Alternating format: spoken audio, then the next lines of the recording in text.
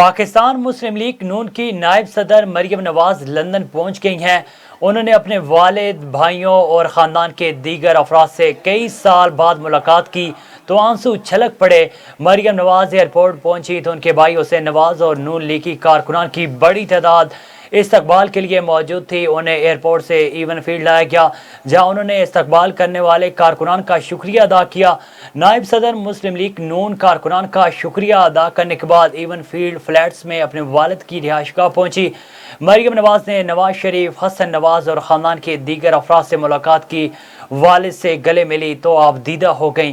واضح ہے کہ مریم نواز کو لاہور ہائی کورٹ کے حکم پر پیر کے روز پاسپورٹ واپس ملا تھا، جبکہ وہ منگل کی صبح لاہور سے دوحہ روانہ ہوئیں، جہاں ایک روز قیام کے بعد وہ لندن پہنچی ہیں۔ امکان ہے کہ مریم نواز تقریباً 1 ماہ تک لندن میں مقیم رہیں گی۔